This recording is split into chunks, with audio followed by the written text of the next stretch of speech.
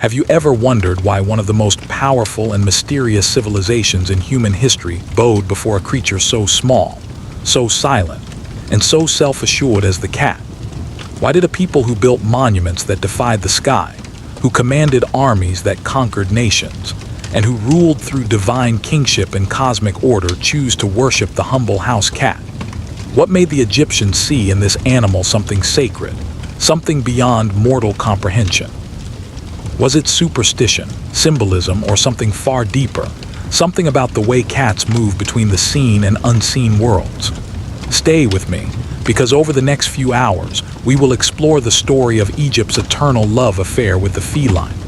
A story that winds through religion, politics, art, death, and the very psychology of what it meant to be human in the shadow of the Nile.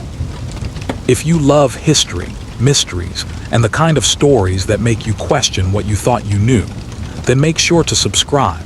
Leave your thoughts below, and let us journey together into the ancient world where gods had the heads of beasts and the souls of eternity.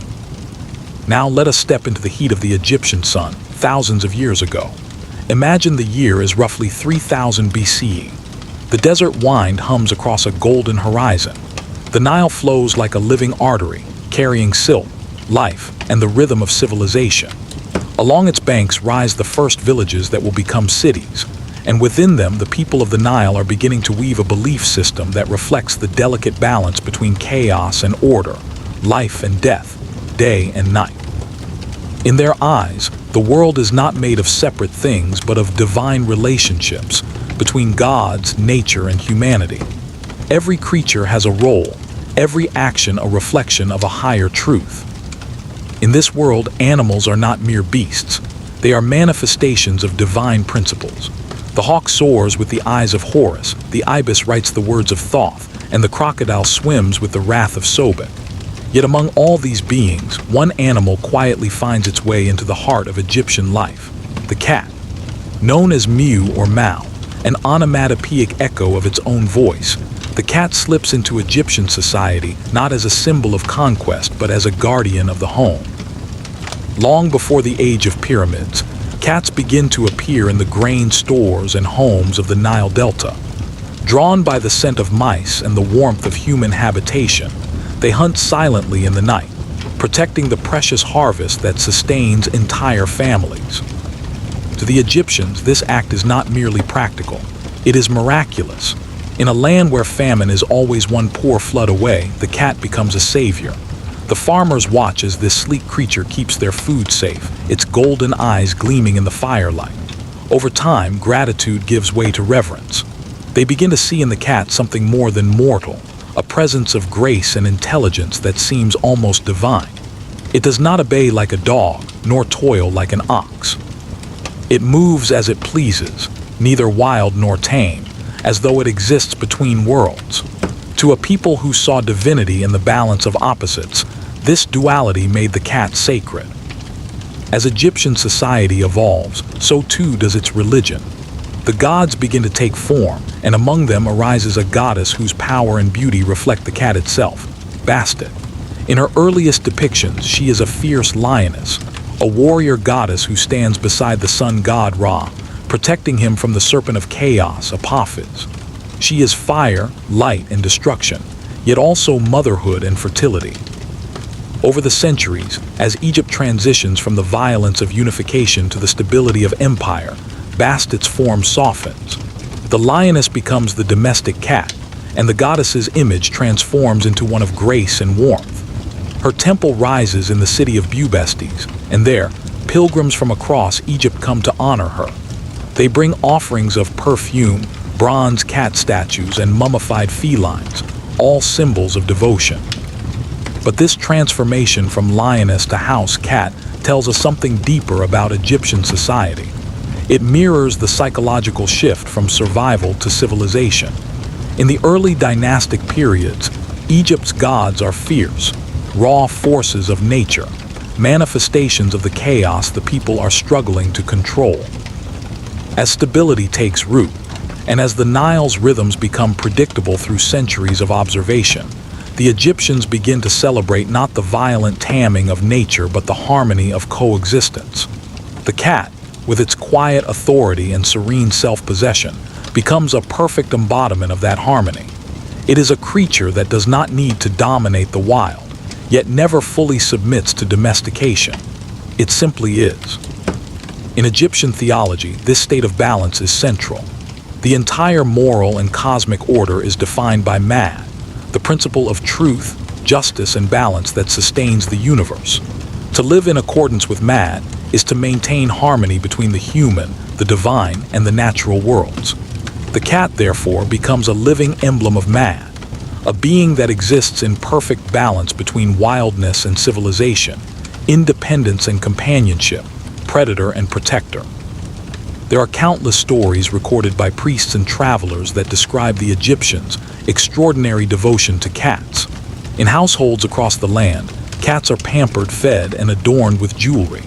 When a family cat dies, the household enters mourning. Men and women shave their eyebrows in grief, and elaborate funerary rites are performed. Cats are embalmed and buried with care, often in intricately painted sarcophagi, their souls entrusted to Bastet. Archaeologists have unearthed vast cat cemeteries, with tens of thousands of mummified felines, evidence of a devotion that transcended time and class.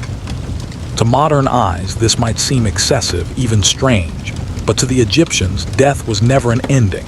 It was a continuation, a passage to the afterlife. And if humans needed to be preserved and guided to the next world, then surely, so too did the sacred animals who shared in divine essence. The act of mummifying cats was both a religious offering and a statement of faith.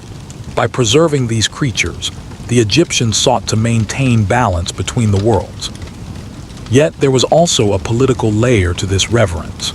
The worship of Bastet and the sacred status of cats helped unify the people under a shared symbol of fertility, protection, and domestic peace.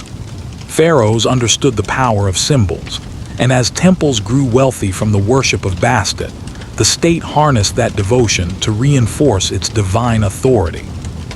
During the New Kingdom, when Egypt expanded its empire and absorbed foreign lands, Bastet's cult spread with it, blending with other deities and adapting to new cultural influences. Through it all, the cat remained untouchable, inviolate. Greek historians who visited Egypt centuries later were astonished by what they witnessed. Herodotus wrote that if a fire broke out in an Egyptian home, the people would risk their lives to save the cats before extinguishing the flames. If a person killed a cat, even by accident, the punishment was death. And when foreign armies invaded, Egyptians would refuse to fight if cats were present, for fear of harming them. In one legendary account, the Persian general Cambyses II exploited this devotion during his campaign against Egypt.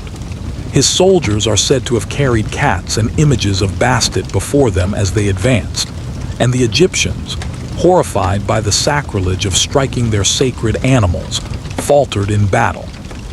To understand why this devotion was so absolute, we must look not only at religion and politics but also at psychology. The cat's behavior itself mirrored the Egyptian understanding of divinity, silent, mysterious, commanding respect without violence. It is a creature that watches, judges, and acts only when necessary. In a culture that valued composure, restraint, and balance, these traits became ideals. The Egyptians saw in the cat an echo of how gods themselves might move through the world, unseen, patient, and powerful in their stillness. The story continues beneath the deep blue vault of the Egyptian sky, where stars shimmer like the jeweled eyes of the goddess herself. The night air hums with the scent of lotus and the whisper of the Nile's eternal flow. In the city of Bubastes, the sacred capital of Bastet's cult, tens of thousands of worshippers gather each year for her festival. Ancient writers describe it as one of the grandest celebrations in all Egypt, rivaling even the rites of Osiris. Pilgrims sail up the river in boats adorned with flowers, music, and laughter, playing flutes and drums, singing hymns that echo over the waters. When they reach Bubastes, the entire city trembles with joy. There are feasts, dances, offerings of perfume and wine, and processions where cats are carried aloft like living icons. The air fills with incense and devotion, And for those few sacred days, all Egypt feels alive with the spirit of Bastet. But beneath the surface of this exuberance lies something deeper, a spiritual dialogue between humanity and the natural world. The Egyptians did not merely adore the cat as a pet or a charm against vermin. They saw in it a key to the mysteries of life and death. Bastet herself embodies duality. She is both fierce protector and gentle mother, both warrior and nurturer. In her, the Egyptians reconciled two seemingly opposite truths, that destruction and creation, fear and love, can coexist. When depicted as a lioness, she roars beside the sun god Ra, defending him from the serpent of chaos each night. When shown as a cat, she sits serenely, a symbol of the peace that follows victory. This idea of duality runs through every aspect of Egyptian thought. The Nile itself is both life-giver and destroyer, flooding with abundance or withholding its waters in famine. The desert is both tomb and protector, guarding Egypt's borders with its emptiness. Even the pharaoh is both man and god, mortal yet divine. To the Egyptians, opposites are not enemies, they are partners in the eternal dance of existence. The cat, walking the line between wild and domestic, became a perfect metaphor for this cosmic balance. To truly grasp how deeply this reverence permeated Egyptian life, one must walk through the archaeological remnants of their devotion. Excavations at Bastet, Saqqara, and other sites have uncovered vast necropolises of mummified cats. In the 19th century, when European explorers first opened these cat tombs, they found millions of tiny bodies wrapped in linen, many placed in wooden or bronze coffins shaped like seated felines. Some were lovingly preserved with amulets and painted faces, while others, sadly, were mass-produced offerings from pilgrims seeking divine favor. Many of these mummies were shipped to Europe, not as sacred relics but as fertilizer, a tragic fate for what had once been holy. Yet even through that indignity, the sheer scale of devotion remains undeniable. To create and embalm so many cats required enormous resources, skilled priests, and entire industries devoted to maintaining the cult of Bastet. One can imagine the scene in an embalming workshop near Bastet during the height of Bastet's worship. The smell of natron fills the air. Priests chant prayers as they carefully anoint the small bodies with sacred oils. Every step of the process follows ritual precision, for this is not mere preservation, it is the preparation of a soul for eternity. The cat's body, once alive with grace and independence, becomes a vessel for divine essence.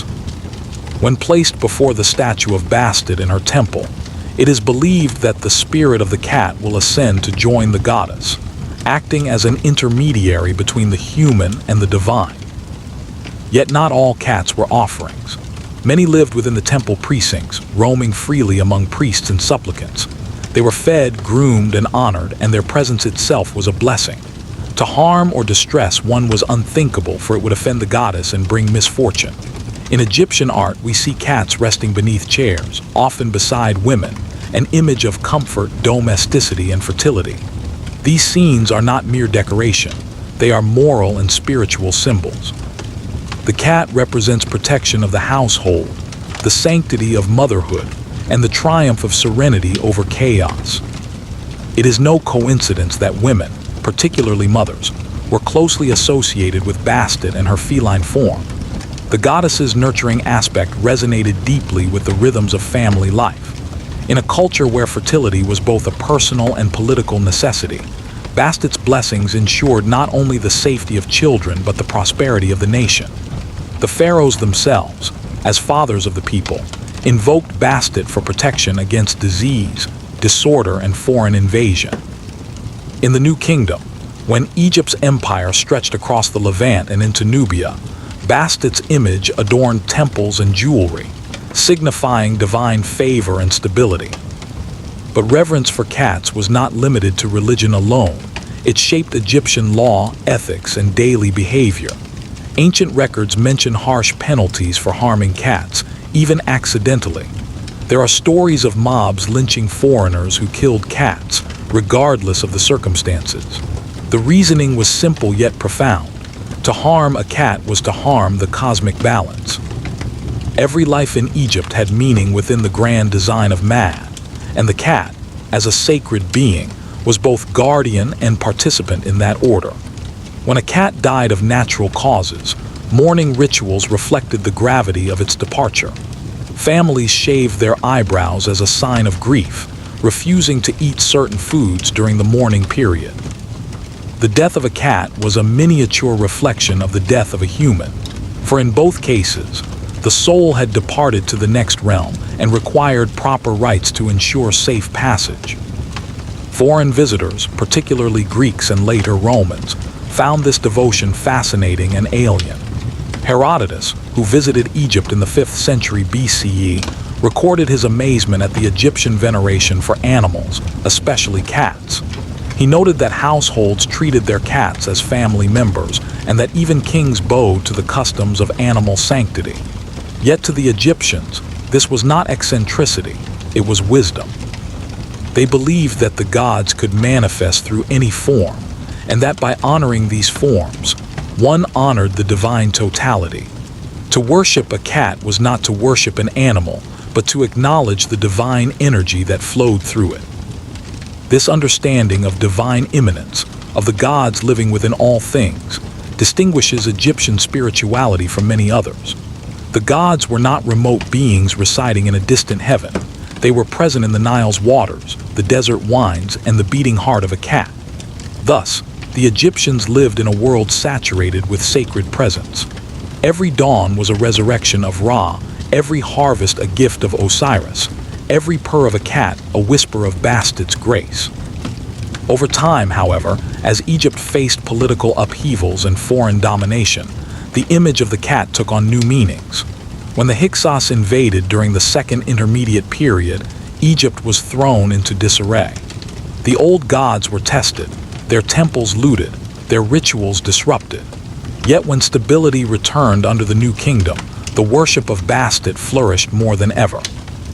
The cat became a symbol not just of peace and fertility, but of national identity, a reminder of what it meant to be Egyptian in a world that seemed ever threatened by chaos.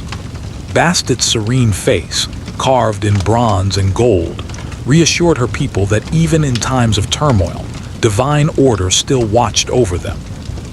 In the grand narrative of Egyptian history, cats came to embody resilience, the quiet power that does not need to roar. While other gods rose and fell in popularity, Bastet endured. Even when her temple at Bubastes was eventually plundered and time turned her statues to dust, the reverence for the cat survived in art, in language, in the lingering echo of devotion passed down through centuries. Yet there was one more chapter in the relationship between Egyptians and their sacred cats, one both awe-inspiring and tragic, for the very love that exalted these animals would, in time, lead to their exploitation. As demand for mummified offerings grew, temple industries began to breed cats specifically for sacrifice.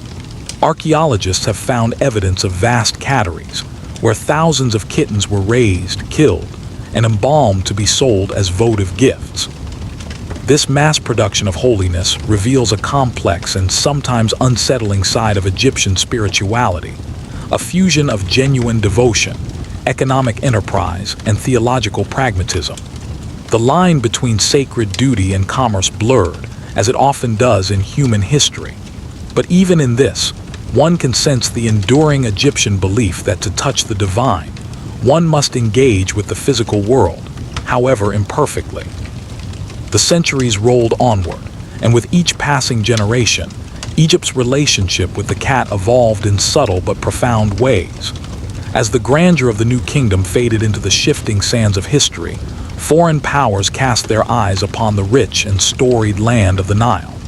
First came the Libyans, then the Nubians, and later the Assyrians, Persians, and Greeks. Each wave of conquest brought new customs, gods, and political systems.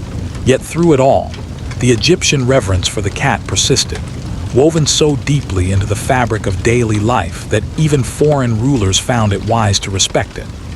The Persians, though often remembered for their cunning use of Egypt's feline devotion in warfare, would later adopt Egyptian religious imagery and rituals to legitimize their rule. The Greeks, more curious than cruel, came to admire the elegance of Egyptian religion, though they struggled to understand the moral seriousness behind it. When Alexander the Great conquered Egypt in 332 BCE and founded the city of Alexandria, he ushered in a new era of cultural fusion, the Hellenistic period. Under the Ptolemaic dynasty, Greek and Egyptian beliefs blended into a remarkable hybrid spirituality. Gods merged, temples were rededicated, and symbols took on new meanings. The goddess Bastet, long the gentle cat of the Nile, found herself mirrored in the Greek goddess Artemis, patron of the hunt, the moon, and childbirth. The Greeks were fascinated by Bastet's duality, her capacity for tenderness and ferocity, and in this synthesis of feline grace and divine motherhood, they saw reflections of their own deities. Yet it was not merely religion that kept the cat sacred. It was the Egyptian sense of cosmic continuity. Even as foreign words filled the streets of Alexandria and Greek philosophers debated the nature of the soul in marble courtyards, in the countryside and the old temple towns, the rituals of Bastet continued much as they had for millennia. Cats still roamed through granaries, still lounged in the sun-drenched courtyards of farmers, still sat poised and watchful in the presence of gods. Their image adorned amulets, jewelry, and household idols, reminders that the divine could live in quiet, familiar forms. The temple of Bastet at Bubastes, though no longer the political powerhouse it once had been, remained a place of pilgrimage well into the Ptolemaic era. Pilgrims brought offerings, bronze figurines, carved wooden cats, baskets of food, and small mummified animals. Priests conducted ceremonies in which hymns were sung to the goddess as incense curled upward like the breath of eternity. Inscriptions from this period describe Bastet not only as a protector, but as a comforter, a goddess who watched over mothers and children, who shielded the weak from misfortune. In her feline aspect, she became a symbol of domestic peace in a world that often teetered on the edge of chaos. And chaos was never far away. As centuries turned, Egypt became a prize fought over by empires. The Ptolemies ruled in opulent splendor, their palaces filled with art and science, yet their power was sustained by fragile alliances and the uneasy peace of foreign dominion. Beneath the veneer of prosperity, the old Egyptian soul endured, expressed through rituals that connected the people to their ancestors and to the eternal order of the cosmos. Even as Greek intellectuals spoke of reason and logic, the Egyptians continued to whisper prayers to Bastet at dusk, thanking her for the safe return of their cats, for protection against illness, for the gift of fertility and balance. It is perhaps in this coexistence of old and new, of foreign and native, that the endurance of Egypt's cat worship becomes most extraordinary. No invading religion, no foreign philosophy could fully erase it, because it was not merely a set of beliefs, it was a worldview. The Egyptians saw divinity not as an abstraction, but as something living, breathing, immediate. The cat, graceful and enigmatic, was a manifestation of that truth. To watch a cat move was to glimpse the subtle rhythm of creation itself, a reminder that power need not shout to be absolute. When Rome finally absorbed Egypt into its empire in 30 BCE, after the fall of Cleopatra VII, the last Ptolemaic ruler, many of the old gods fell silent. The temples were closed, the priests scattered, and the old languages faded beneath the Latin tongue. Yet even then, the cat remained.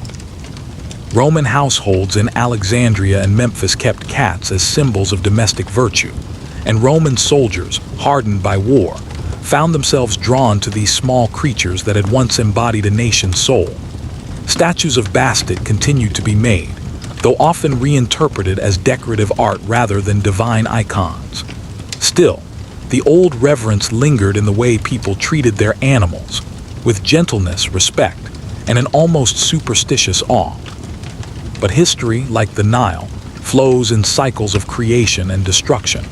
As Christianity spread across Egypt during the first centuries of the Common Era, the old temples were converted or abandoned. The faith of Christ, with its emphasis on one God and the rejection of animal worship, seemed at first incompatible with the ancient ways.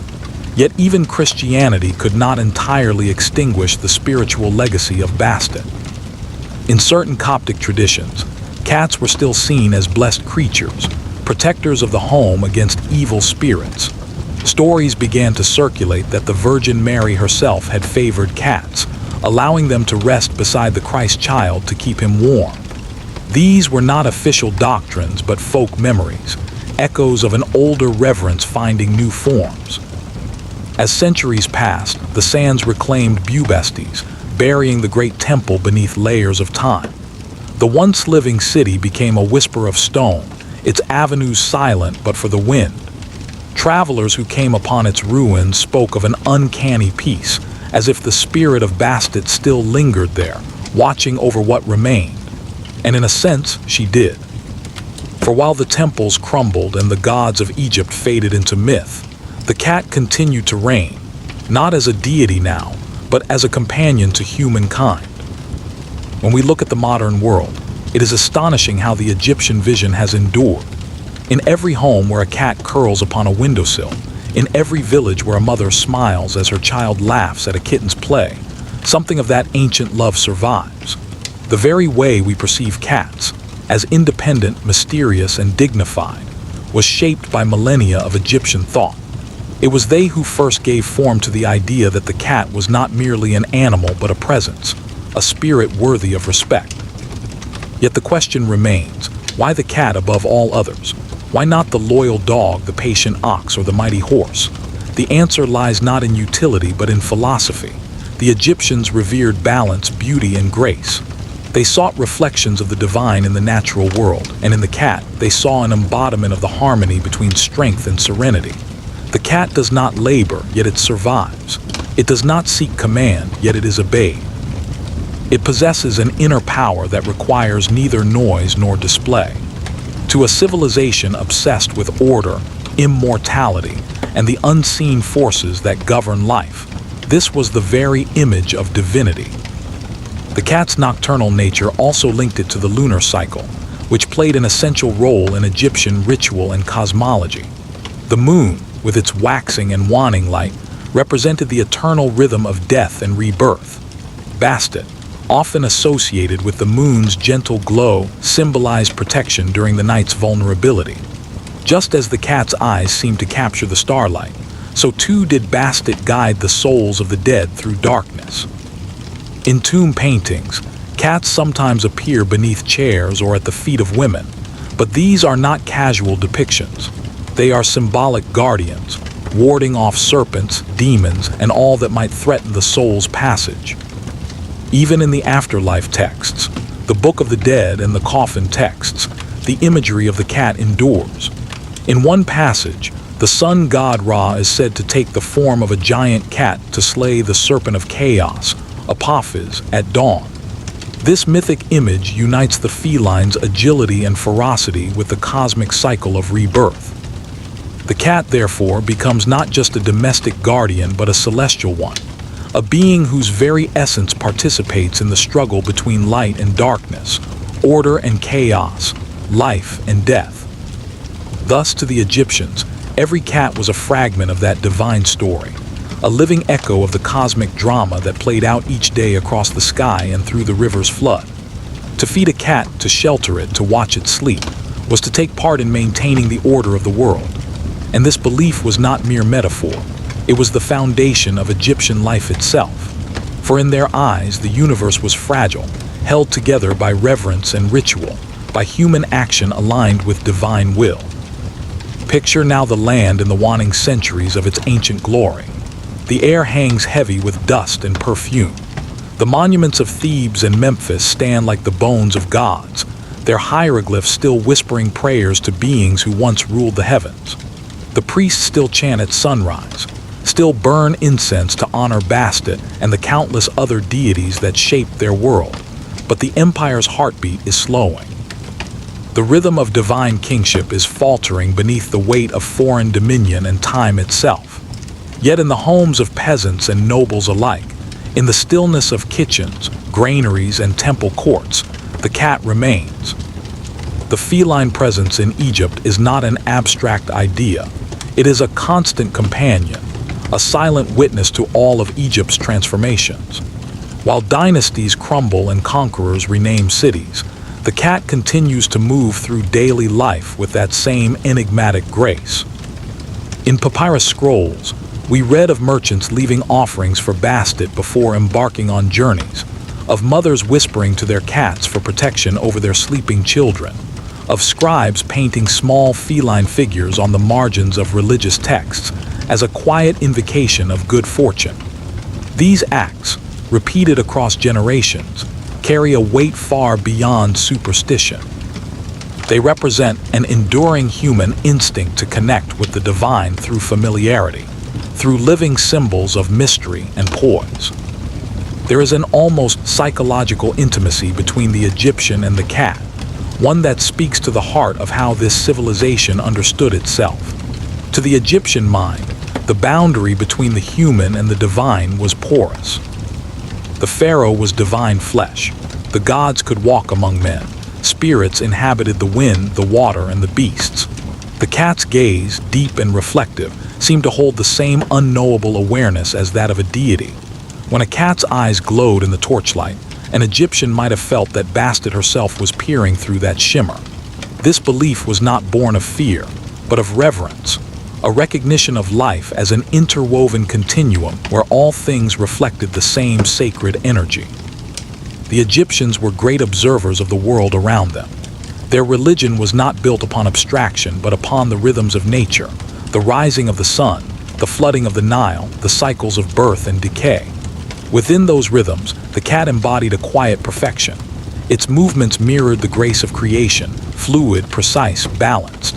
Its silence represented the power of restraint, its sudden bursts of action the manifestation of divine will. Even its aloofness carried meaning. The cat did not beg for affection, it received it as its due. It was a being of dignity, and to the Egyptians, dignity was sacred. Imagine an ordinary evening in an Egyptian household during the height of the Middle Kingdom. The sun has fallen behind the palms, and the cool breath of the desert sweeps in through the open courtyard.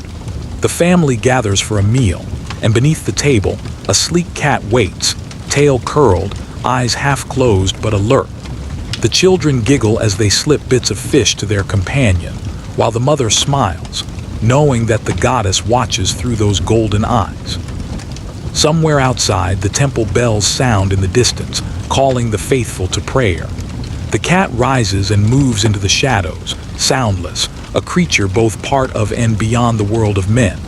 In that small moment, so ordinary, so eternal, one glimpses the spirit of Egypt itself.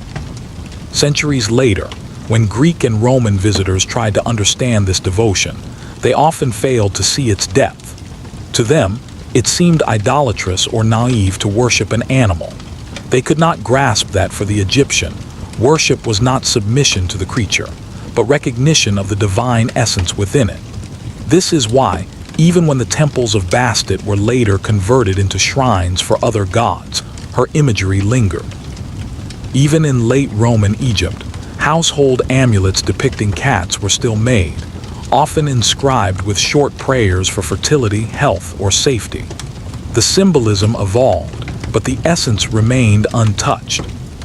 As the centuries turned and the tides of religion shifted once again, the rise of Christianity swept through Egypt, bringing a new vision of the divine. The worship of animals was forbidden, the temples closed, and the idols smashed or buried. Yet even the stern new faith could not fully erase the feline presence. In the Christian monasteries that rose in the deserts, monks kept cats to protect their manuscripts from rodents, and in quiet corners, they sometimes whispered that these animals were gifts from God, vigilant guardians of holy words. The idea that cats carried a spark of the sacred persisted, wrapped now in Christian symbolism, but rooted in something far older. Even the language carried traces of the past. The Coptic word for cat, derived from its ancient Egyptian ancestor, survived well into the Middle Ages. Through trade and conquest, it traveled westward, shaping the words for cat in Greek, Latin, and eventually nearly every modern European tongue. Thus, even linguistically, the cat carried with it a ghost of the Nile, a whisper of the ancient world. The story does not end there. As Egypt transitioned through Byzantine rule, Arab conquest, and the spread of Islam, the cat continued to command respect. The Prophet Muhammad himself was said to have loved cats, and Islamic tradition regarded them as pure creatures. In this new religious context, the cat once again became a symbol of grace and cleanliness, allowed even in places of worship. Some scholars have suggested that this enduring reverence may have been influenced, however subtly, by the deep-rooted Egyptian legacy of feline sanctity. The cat's role as protector of the home, preserver of balance, and companion in faith had transcended both time and creed. Meanwhile, beneath the shifting surface of faith and empire, the ruins of Bastet and Saqqara lay silent. The wind buried the temples beneath layers of silt and sand, but the mummified cats remained. For millennia, they slept in their linen wrappings, perfectly preserved by the desert's dryness. When European explorers began to unearth them in the 19th century, they were astonished. Piles upon piles of small, neatly bound feline bodies filled the catacombs, each one once a symbol of devotion. Some explorers treated them with awe. Others, less reverently, sold them as curiosities or ground them for fertilizer. Yet even in this grotesque commerce, the sheer magnitude of the phenomenon testified to the depth of ancient belief. Millions of cats embalmed, buried, prayed over. The scale defied imagination. Modern archaeologists studying these sites have found not only the mummies, but also inscriptions that shed light on the personal side of this devotion. Some cat burials include hieroglyphic dedications written by ordinary Egyptians. Short, heartfelt prayers asking Bastet to bless their homes, protect their children, or grant them peace. These texts, though small in number, reveal that the cat was more than a ritual object. It was a member of the family, a bridge between human affection and divine reverence. The art of ancient Egypt reinforces this connection. In countless tomb paintings, cats are depicted with affection and intimacy, often sitting beneath chairs, poised near baskets, or playing with birds. These scenes are not decorative filler, they carry symbolic weight. The cat beneath the chair represents domestic protection and stability. Its watchful presence signifies the triumph of order over the chaos that forever threatens human life. To the Egyptians, the home itself was a microcosm of the cosmos, and every object, every gesture within it mirrored the balance of the universe. The cat, ever alert and yet serene, embodied that equilibrium. And then there is Bastet herself, the goddess who outlived empires. Her evolution from a lioness of war to a domestic cat of peace is one of the most striking transformations in religious history. In that metamorphosis lies the story of Egypt's civilization, the shift from raw survival to cultural maturity, from conquest to harmony. In her earliest form as the lion-headed daughter of Ra, she roared against the enemies of light, her claws dripping with the fire of the sun. But as centuries passed and Egypt grew secure, her rage softened into benevolence. She became the goddess of music, dance, perfume, and joy. Yet always, beneath that gentleness, her claws remained. To worship Bastet was to acknowledge that love and ferocity coexist, that true harmony comes not from weakness but from strength held in balance. When pilgrims arrived at Bastet during her festivals, they brought not only offerings but stories. They sang hymns of gratitude for healed children, for crops saved from disease, for peace restored to their homes. The festivities were described by ancient chroniclers as unlike any other in Egypt, joyous, overflowing with music, laughter, and wine. Boats filled with pilgrims sailed down the Nile, and as they approached the city, they played flutes and drums, calling out to the people on shore to join them. When they reached the temple, they made their offerings and celebrated for days, their joy itself an act of worship. For them, Bastet's grace was not distant or solemn. It was living, breathing, embodied in the warmth of companionship and the serenity of the cat resting in the sun. In this way, the worship of cats was not a cult of fear or obedience, but a celebration of beauty and life. It was an acknowledgement that divinity does not only reside in thunder and flame, but also in softness, silence, and the simple act of coexistence. It was a theology of intimacy, where the sacred could be found in the smallest gestures of daily life. Imagine now that we walk together through the ruins of Bastet, where the dust still smells faintly of old incense, where the stones bear the faint outline of feline figures carved more than 3,000 years ago. The air is heavy, and the wind that stirs across the plain feels like a breath exhaled by time itself. Once, these streets thrummed with life. You would have heard the chatter of merchants selling perfumed oils, the laughter of children running between temple walls, and the murmur of pilgrims kneeling before the golden statue of Bastet. Cats would have darted through the alleys, slipping between the feet of worshippers, each one regarded not as a mere creature but as a fragment of divinity.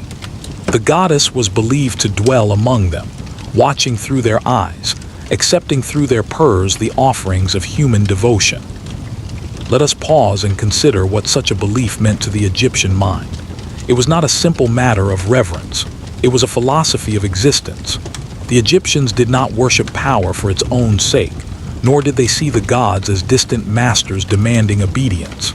Instead, they perceived the divine as a pattern, an order embedded within all living things. To honor a cat was to honor that pattern, to show gratitude for balance, for beauty, for the fragile harmony that made life possible. Every ritual act, from the lighting of incense to the caress of a feline head, reaffirmed humanity's partnership with the cosmos. In this way, religion was not confined to temple walls, but infused into every moment of daily life. In the great temple of Bastet, the inner sanctum once shimmered with light reflected from polished bronze. The statue of the goddess stood tall, her form that of a woman with a cat's head, her face serene yet alert. Her eyes, inlaid with precious stones, seemed to follow each visitor as they entered. Before her, priests laid offerings of milk, flowers, and food. Musicians played harps and sistrums, their melodies rising and falling like the pulse of the Nile itself. The scent of myrrh and frankincense hung in the air. Pilgrims came not only from nearby towns but from distant lands, drawn by the promise of healing and blessing. They came seeking fertility, safety in childbirth, recovery from illness, and protection against misfortune. The cat was at the heart of these rituals. Many pilgrims brought small bronze statues in its likeness, which the priests would bless and place upon the temple altars. Others came carrying live cats, which they presented as living offerings to the goddess. Some of these animals were kept within the temple grounds, pampered by the clergy, while others, when their time came, were embalmed with the same reverence as human beings. Their bodies were carefully wrapped in linen, adorned with beads, and placed within intricately carved coffins. Each one represented a prayer made tangible, a wish for divine favor, sealed forever within sacred wrappings. To the modern mind, this practice may appear strange, even unsettling. Yet to the Egyptians, it was a gesture of profound faith. The act of preserving a cat's body ensured that the spirit it carried, the spark of Bastet's essence, would continue its journey in the next world. Death, in their understanding, was not an end but a transformation. Just as the sun god Ra died each night and was reborn with the dawn, so too did every living being pass through darkness into light. The mummified cat, buried with ceremony and song, became a vessel for this eternal cycle, its silent repose a promise that the world's harmony would endure. Beyond the temple walls, the cult of Bastet shaped the social and moral fabric of Egypt. In literature and art, she symbolized joy, protection, and the sanctity of family. Festivals in her honor were celebrated with music, wine, and laughter, acts of worship that affirmed the abundance of life. Unlike the somber rituals of Osiris, which dealt with death and resurrection, Bastet's rites were alive with pleasure and gratitude.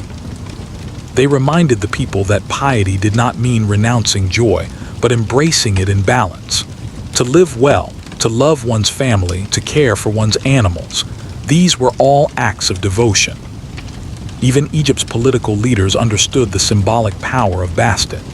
Pharaohs commissioned statues of cats to place within their palaces, not merely as decorations, but as tokens of divine favor. In times of unrest, Bastet's image was invoked to calm the populace, her association with peace and motherhood serving as reassurance that order would prevail. In this sense, the cat was not only a religious symbol but a political one, a soft emblem of stability amid the harsh realities of empire. We can also see the influence of the cat in Egyptian medicine and superstition. Certain medical papyri refer to the healing properties associated with Bastet's protection. Cats were believed to ward off diseases and evil spirits, their mere presence thought to purify a space. Women wore amulets depicting the goddess as a cat to ensure fertility and safe childbirth. Children's toys were sometimes shaped like small kittens, carved from wood or molded in clay, a playful reflection of divine guardianship. Even the way cats hunted inspired philosophical thought. Their patience and precision were seen as virtues, examples of how to act with purpose and restraint. In art, Bastet's likeness evolved across the centuries.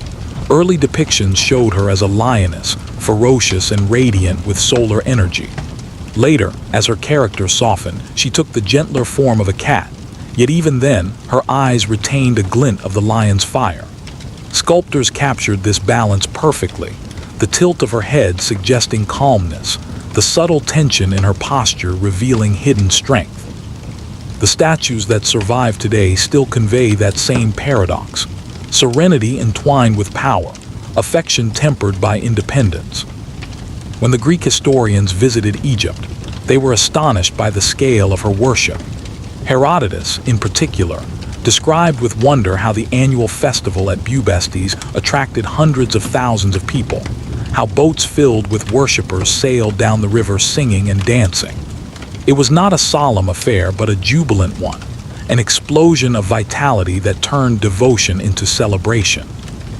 He wrote that during these festivities, more wine was consumed than in the rest of the year combined, a detail that amused his Greek readers but spoke volumes about the Egyptian understanding of sacred joy.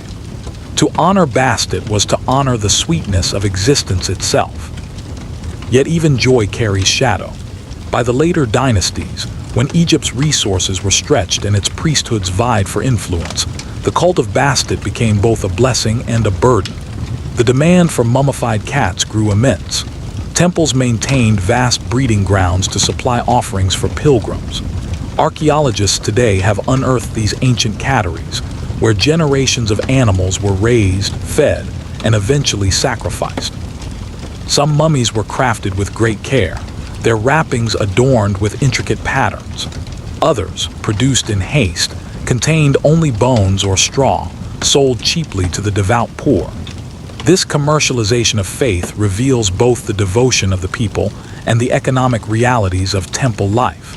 It is a reminder that even the holiest symbols can be shaped by the forces of human need.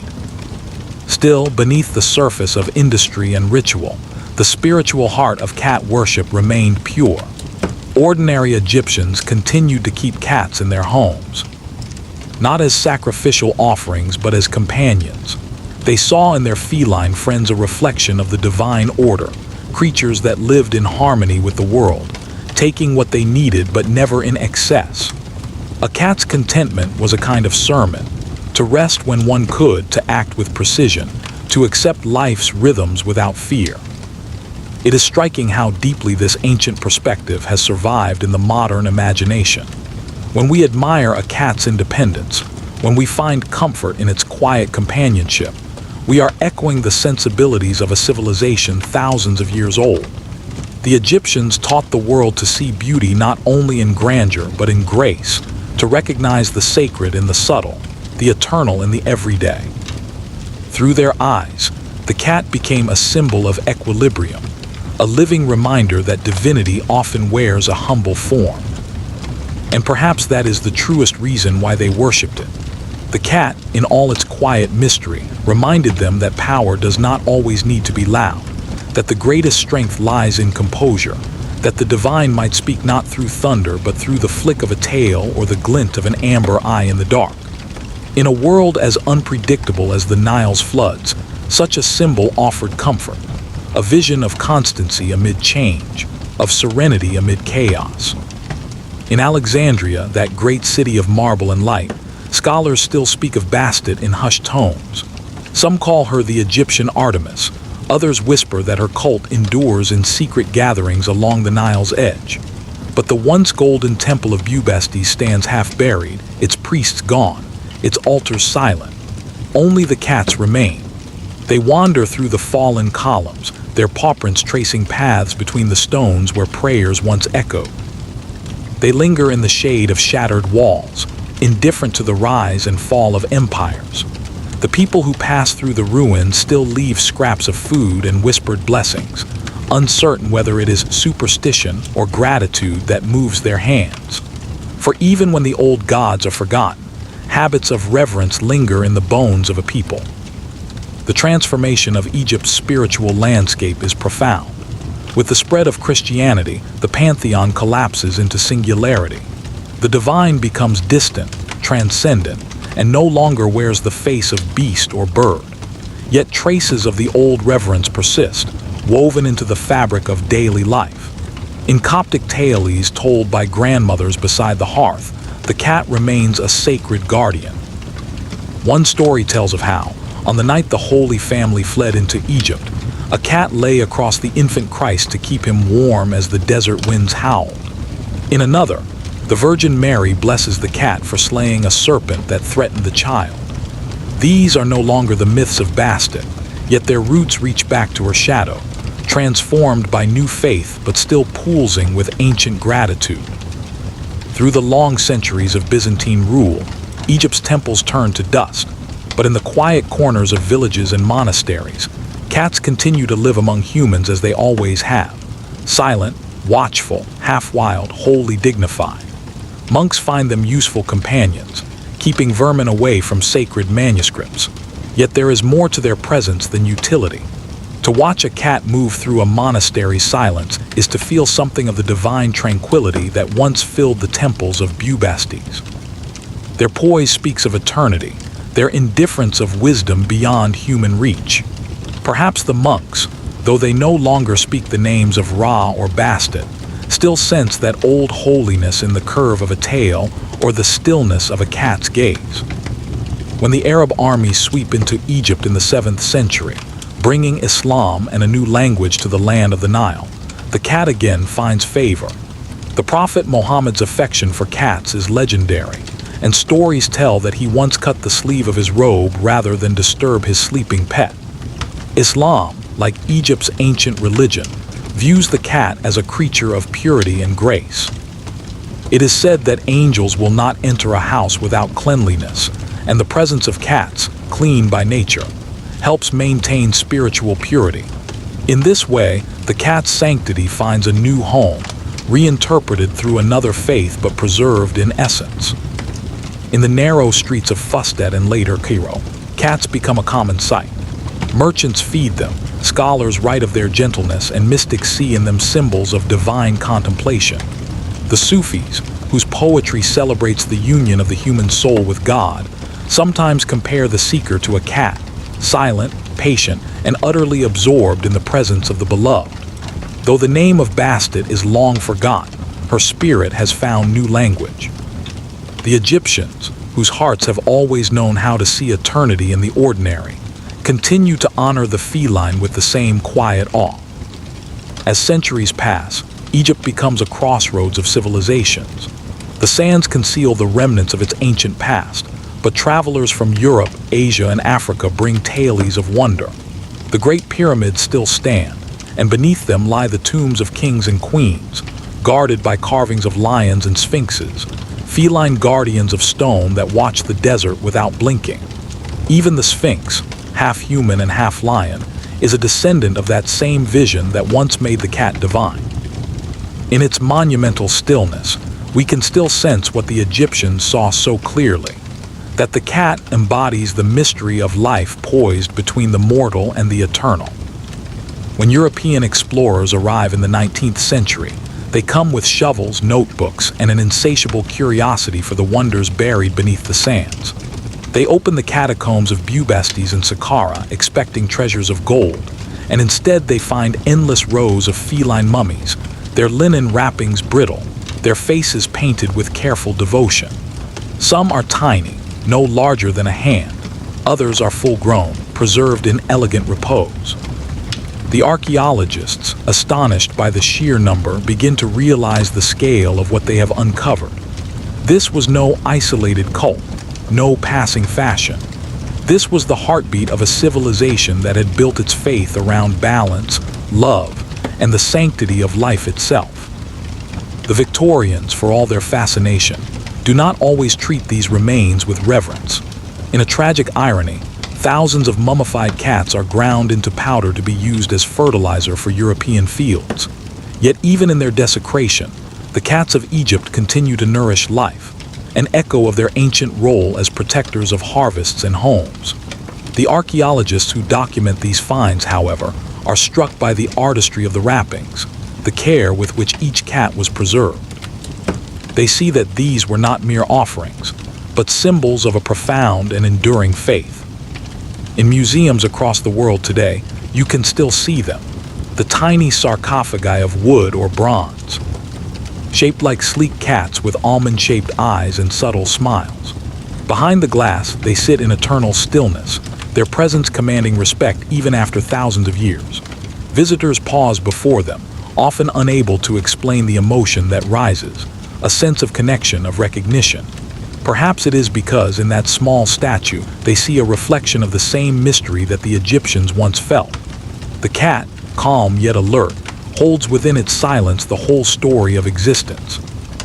When we look back across the span of history, we see that the Egyptians' worship of cats was not a primitive superstition, but an act of profound philosophical insight. They understood that reverence for life in all its forms is the foundation of civilization. They recognized beauty not as luxury but as necessity, for beauty brings harmony, and harmony sustains the world. The cat, with its grace and balance, embodied that truth perfectly. Its independence reminded humans of humility, its serenity of patience, its loyalty of love. In the long night of time, empires rise and fall, languages vanish, and gods fade into legend. Yet the cat remains unchanged, untamed, unconquered. It walks now through the streets of modern Cairo as it once did through the courts of Bastet, sleek and self-possessed, a living echo of eternity. It curls beside the fires of shepherds in the desert, just as it once lay beside the hearths of farmers beside the Nile. It slips through the dreams of poets, mystics, and artists, reminding them of the stillness that lies beneath all creation. And in the eyes of every cat, if one looks long enough, there lingers that same light which once made the Egyptians bow their heads and whisper prayers to the goddess of joy, protection, and grace. To understand why they worship the cat is to understand their view of life itself. That power is most divine when it is gentle, that wisdom speaks most clearly through silence, and that love, true, eternal love, requires reverence for all that lives. The Egyptians did not simply build monuments to the gods, they lived within the sacred. Their faith was not confined to the grand or the celestial, but breathed through the soft fur of an animal that slept in their homes and hunted in their fields. So when you see a cat sitting quietly at dusk, staring into the gathering dark, remember that you are gazing upon a creature whose ancestors once ruled the hearts of an empire. Remember that within that calm and watchful form lies the memory of Bastet, the goddess who guarded both the living and the dead, who taught humanity that the divine can wear a gentle face. And perhaps in that moment, you too might feel a spark of the ancient reverence that flowed through the Nile, the same reverence that whispered to the Egyptians that every life, no matter how small, is a reflection of eternity. Their world was one of cycles and uncertainties, the swelling Nile that brought both life and destruction, the shifting sands that could swallow a harvest, the ceaseless struggle to maintain order against chaos. Into this fragile equilibrium came a creature unlike any other. The wild cats of Africa, sleek and elusive, began to draw near the granaries that held precious stores of grain. Where humans had gathered abundance, the mice followed, and where the mice went, the cats pursued. It was not man who domesticated the cat, but rather the cat who chose to live beside man. The Egyptians, with their acute sense of observation, must have seen something miraculous in this quiet arrangement. Here was a predator, fierce and self-reliant, who accepted human company not out of submission but of choice. And here, too, was a lesson, that harmony could be achieved not through domination but through balance. The cat did not obey man, yet it served him. It took what it needed, but in doing so, it preserved what man valued most: his food, his survival, his hope for another season. This mutual dependency became a metaphor for existence itself. The Egyptians saw in the cat a mirror of the cosmic order they called Ma'at, the divine principle of truth, balance, and justice that governed the universe. Ma'at was not merely a concept, it was the heartbeat of Egypt. The pharaoh was said to rule in her name. The priests served her through their rituals, and every individual sought to live in accordance with her harmony. When the cat appeared, graceful yet efficient, independent yet cooperative, it embodied that sacred balance. Its behavior, its patience in the hunt, its cleanliness, its unhurried movements, was a living sermon in Ma'at. It was no wonder that they began to associate it with the goddess Bastet, who herself represented the gentler side of the divine feminine, the warmth that protected life, rather than the wrath that destroyed it. At first, Bastet was not the soft domestic figure we now remember. In her earliest forms, she was depicted as a lioness, a warrior goddess of blazing power, akin to Sekhmet, her more ferocious sister. Sekhmet was the destroyer, the bringer of plague and punishment, while Bastet was the defender, the healer, the joy-bringer. Together, they represented the two faces of feminine divinity: rage and mercy, vengeance and protection. Over time, as Egypt grew stable and prosperous, the emphasis shifted from the destructive to the nurturing. The people longed for comfort, for music, for love. Bastet transformed from lioness to cat, her ferocity tempered by tenderness, yet her strength never diminished. In her temples, cats roamed freely, unchained and unafraid. They were not pets, they were emissaries of the goddess, symbols of her presence in the world. To harm one was unthinkable, a sacrilege against the divine order itself. Greek visitors to Egypt marveled at this reverence, writing that if a person accidentally killed a cat, the enraged populace would tear the offender apart without trial or mercy. Such stories may have been exaggerated, yet they reveal the depth of devotion that bound human life to the feline form. Imagine now the scene within those sacred precincts during the height of Bastet's worship. The temple courtyards overflowed with pilgrims bearing gifts. The sound of flutes and sistrums filled the air, mingling with the scent of burning myrrh. Priests and priestesses moved gracefully through the crowd, their linen garments gleaming white in the sun. The cats, sleek and silent, weaved between them, tails held high. Each movement was a blessing, each purr a whisper from the goddess herself. The people believed that to stroke one was to touch the divine, to share for a moment in the eternal grace that flowed through all living things. The great festival of Bastet, which Herodotus described with astonishment, was perhaps the most vivid expression of this faith. Pilgrims came by the thousands, sailing in boats down the Nile, singing, dancing, clapping, and playing music as they approached the city.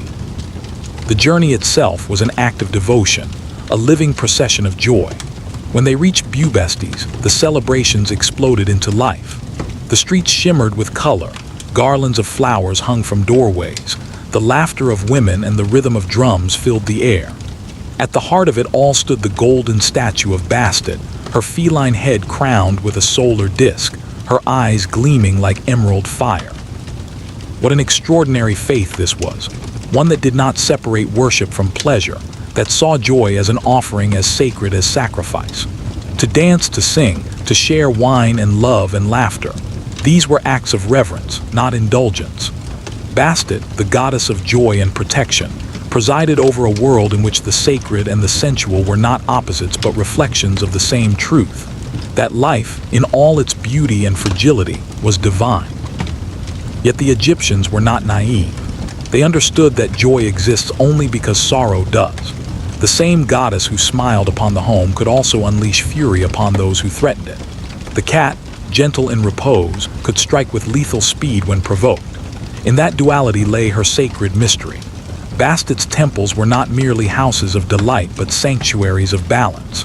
Her priests tended to the sick, offered counsel to the sorrowful, and performed rituals to drive away malevolent spirits. In her name, they invoked healing and protection, but they also acknowledged the shadow within light. Every prayer to Bastet was a recognition that love, if true, must be strong enough to defend itself. The psychology of her worship reveals something profound about the Egyptian worldview. Unlike the later religions that would separate spirit and matter, the Egyptians saw no such division. The divine was immanent, present in every breath, every ripple of water, every living being.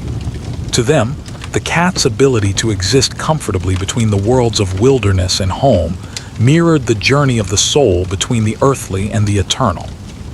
Its eyes, reflecting both sunlight and moonlight, symbolized the balance between life and death, day and night, chaos and order.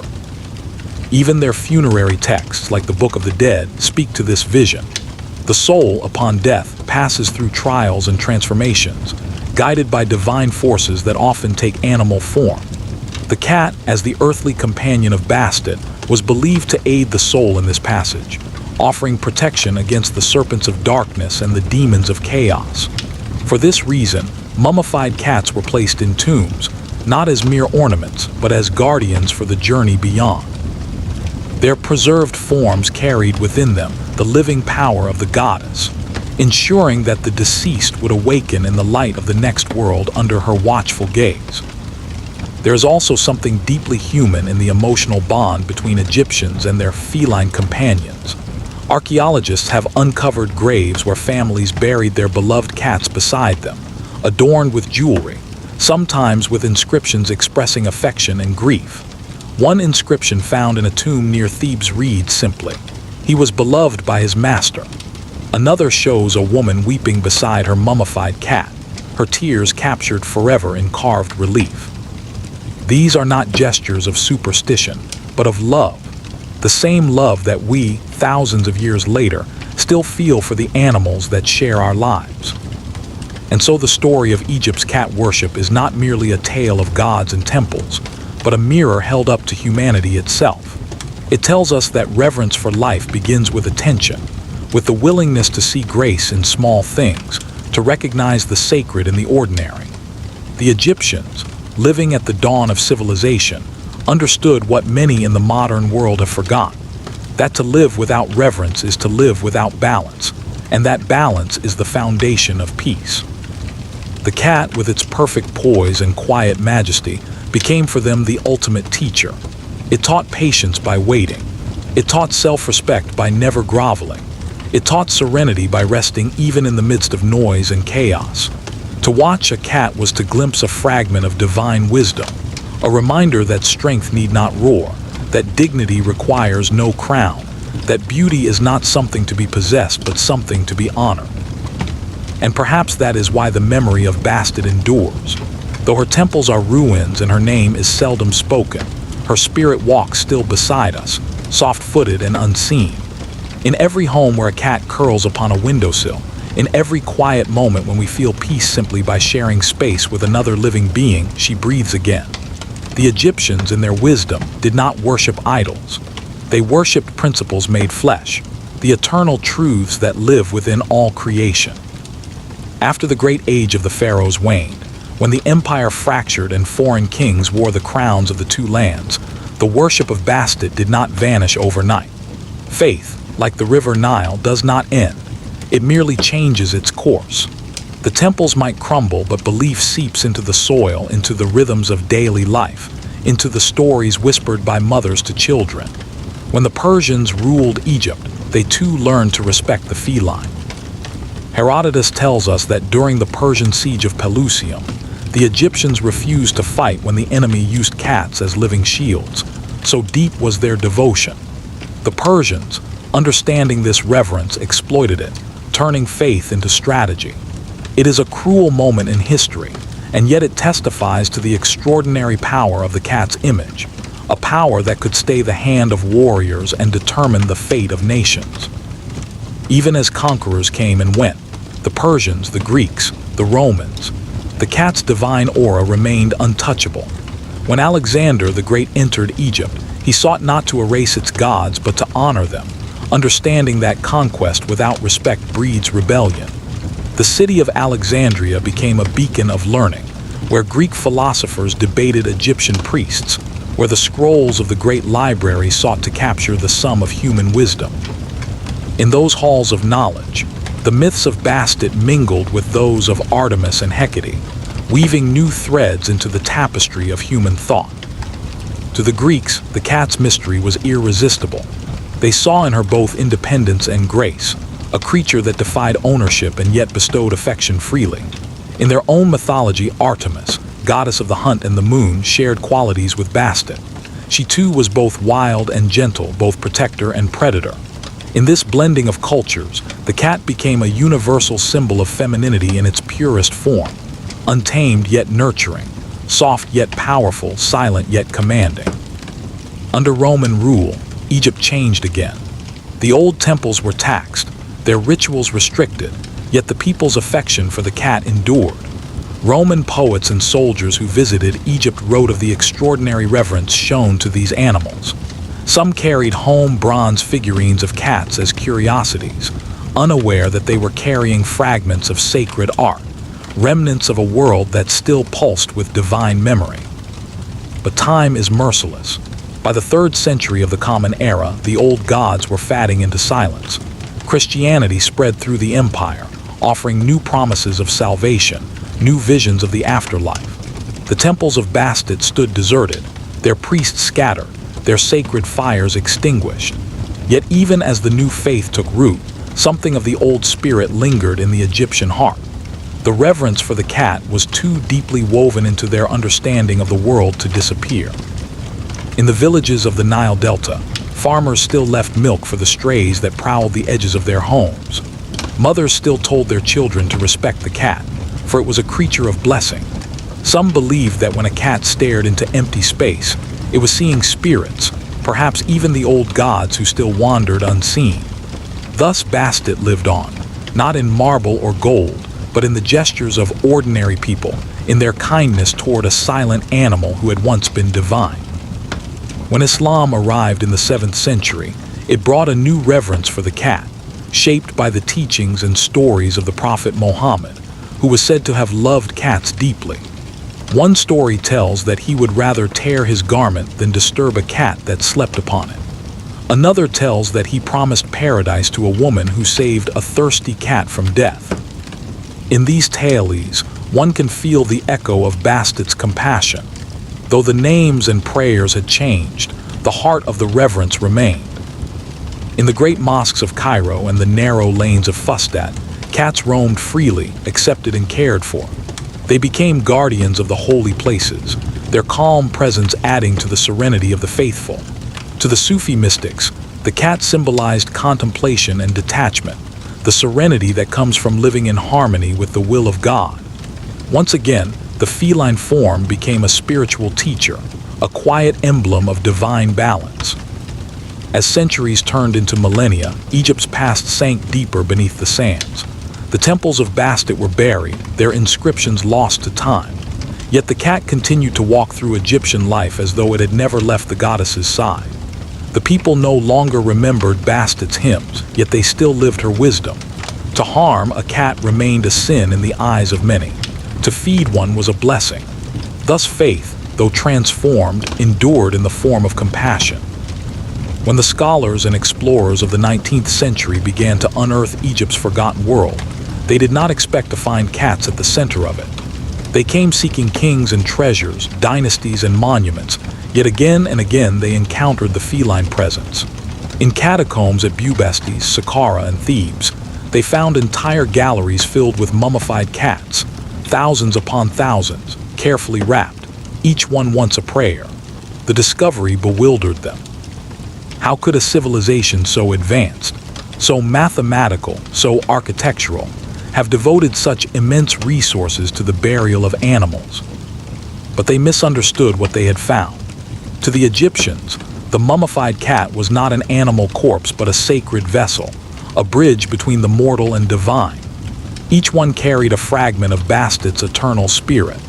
The temples that produced them were not factories of superstition but sanctuaries of faith, where humans and animals shared in the same sacred destiny. It was not the body that mattered, but the continuity of life, the unbroken thread that linked every living being to the eternal order. Even in death, the cats were teachers. Their mummified stillness reminded the living of impermanence, of the quiet dignity with which one must face the end. To hold such a mummy was to hold the embodiment of Egyptian philosophy, the belief that life is a cycle, that death is but another doorway, and that reverence for life in all its forms is the highest form of wisdom. It is remarkable how that lesson, born in the temples of Bastet, has endured across cultures and ages. In medieval Europe, when ignorance and fear turned cats into symbols of witchcraft and misfortune, it was Egypt's ancient spirit that whispered against such folly. And though many cats perished under superstition, they endured, just as they always had, until the world was ready to understand them again. Today, when a cat curls upon a human's lap, it carries within it the memory of Bastet's sanctuary. Its purring is the echo of prayers once sung in the light of golden altars.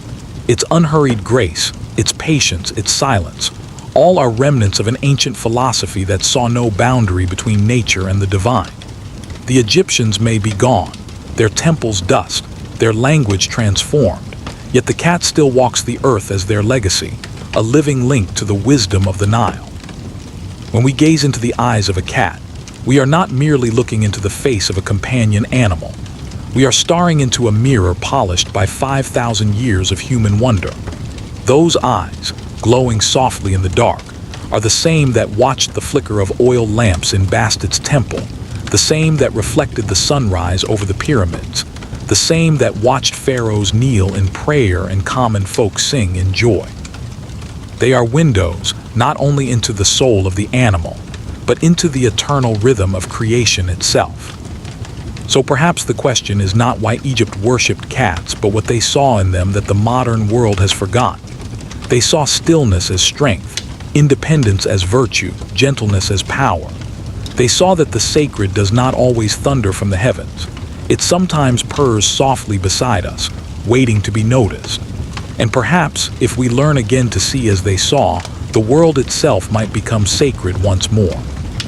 The Egyptians worshipped cats because they saw in them the living embodiment of their deepest truth, that the universe is not ruled by strength alone, but by balance, that power without grace brings ruin, that divinity can dwell within the most delicate and quiet forms. The cat was their mirror of the cosmos, beautiful, composed, merciful, and lethal only when necessity demanded it. The Egyptians lived in a world that seemed, at every turn, to hover between order and chaos. The Nile might bless them with fertile floods or drown them in its fury. The desert that protected them from invaders could just as easily starve them. The sun that gave them life could scorch their crops to dust. From birth to death, they dwelt on the edge of harmony and destruction, and they built their civilization around the principle of maintaining that fragile order, which they called man. Every law, every ritual, every breath of prayer was dedicated to preserving balance. The cat, in its very nature, was the living symbol of that principle.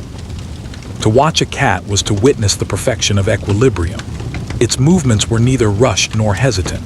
Its body, supple and sure, seemed to flow like water yet strike like lightning. It walked the earth as though it belonged entirely to itself, yet it lived beside humans without submission. In its golden eyes shone something eternal, a calm beyond fear, a confidence beyond arrogance. The Egyptians, attuned to symbols in all things, saw in this creature the ideal of man made flesh. The cat was both predator and protector, both wild and domestic, both aloof and affectionate. It was the middle point between extremes, the very heart of Egyptian philosophy. But there was more than philosophy. There was emotion. The Egyptians loved beauty not as vanity but as holiness. To them, beauty was proof of divine order, for ugliness signified disorder, decay, the intrusion of chaos. The cat's beauty, its sleek fur, its poised grace, its luminous gaze, was a kind of natural temple, a daily revelation of the divine.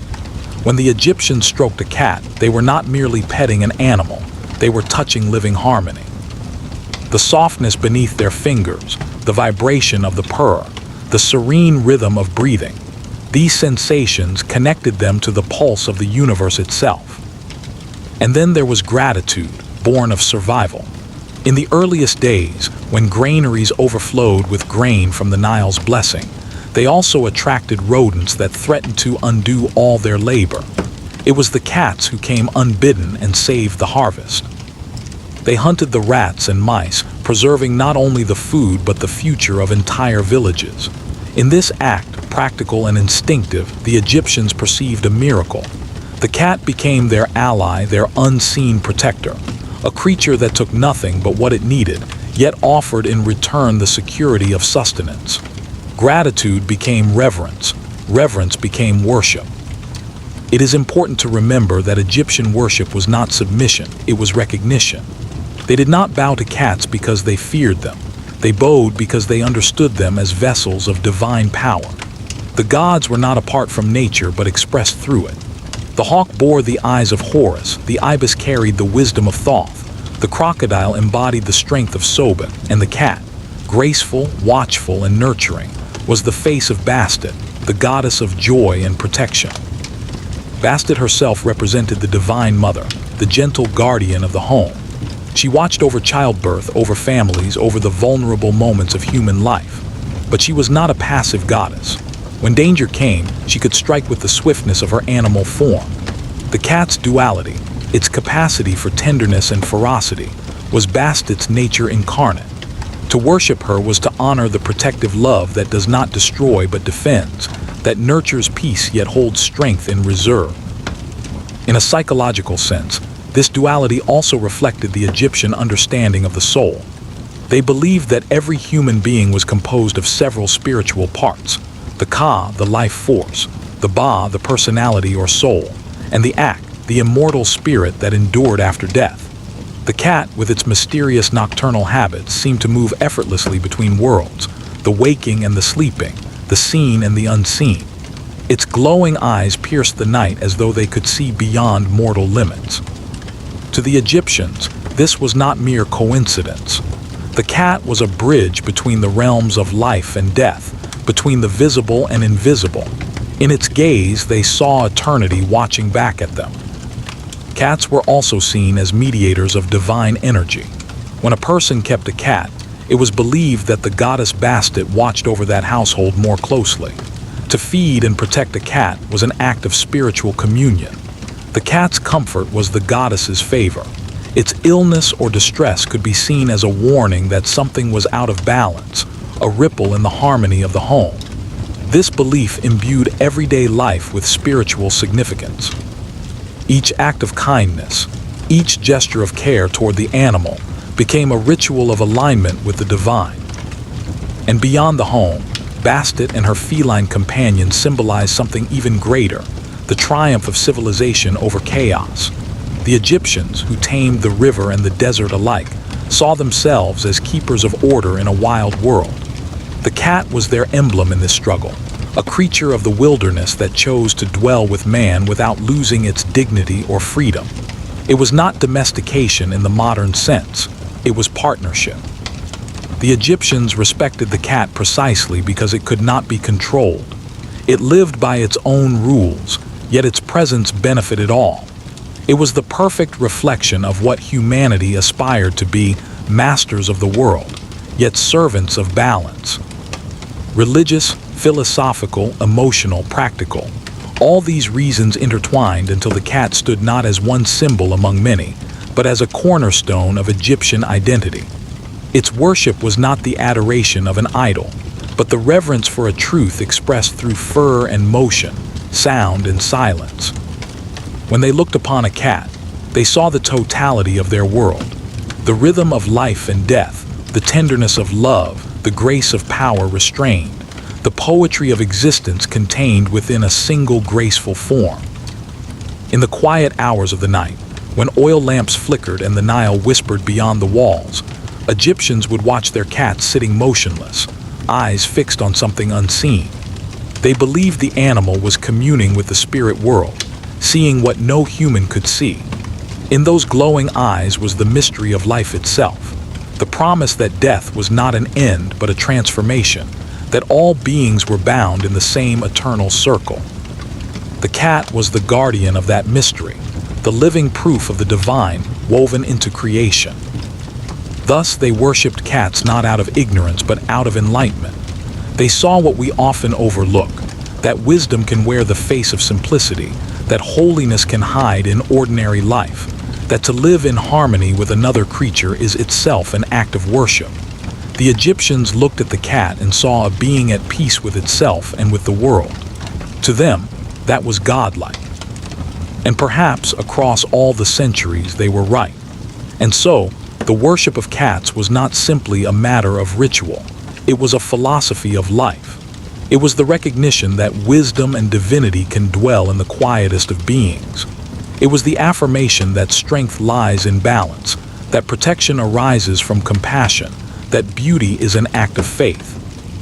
The Egyptians worshipped cats because they saw in the feline form the perfection that humanity could only strive for, a harmony of body and spirit, instinct and intellect, solitude and love. Even as centuries passed and the temples of Bastet fell to ruin, the cat's sacred aura endured. When Christianity spread through Egypt, it did not erase that reverence. Later, when Islam flourished, it found new life in the Prophet's own affection for cats. The Egyptian heart could not forget what it had once known so deeply, that the divine can be both fierce and gentle, both protector and companion. The cat remained a reminder of that truth, roaming freely through streets and temples as it always had. Today, as we gaze into the eyes of our own cats, we unknowingly share in that ancient bond. The way we marvel at their grace, their independence, their uncanny understanding, it is the same wonder that filled the hearts of those who lived beside the Nile thousands of years ago. The cat still rules quietly over our homes, just as it once ruled the altars of Bastet. It still embodies the mystery of existence, the calm in the midst of chaos, the silent strength that asks for nothing but gives peace in return. The Egyptians worshipped cats because they recognized that divinity is not confined to the sky or the temple. It walks beside us, breathes with us, and curls at our feet. In every purr, they heard the music of creation. In every gaze, they saw eternity reflected. The cat was their answer to the eternal question of what it means to live in harmony with the world. They worshipped it because it was not only divine, it was true. And now, as the sun sets over the golden sands and the ancient temples stand silent beneath the stars, one can almost imagine the faint sound of purring in the desert wind, a whisper from Bastet herself, reminding us that the sacred still lives wherever we choose to see it. If you have stayed with this story until now, I thank you for walking this long road through time. The mystery of Egypt is endless, and the cat's shadow still dances across its history. If this journey stirred your imagination, if it made you see your own cat, or the world around you, a little differently, then you have touched the same wonder that once filled the hearts of pharaohs. I hope you enjoyed this deep exploration into one of humanity's oldest and most fascinating relationships. If you found value in this story, give it a like, share it with a friend who loves history, and let me know your thoughts in the comments below. Do you think animals still carry divine energy, as the Egyptians believed? And of course, if you want to keep exploring the mysteries of ancient civilizations, subscribe to the channel and turn on notifications so you never miss a journey through history like this one. Thank you for watching, for listening, and for remembering that sometimes the smallest creature can hold the greatest truth. Until next time, stay curious, stay kind, and keep your eyes open for the sacred in the everyday.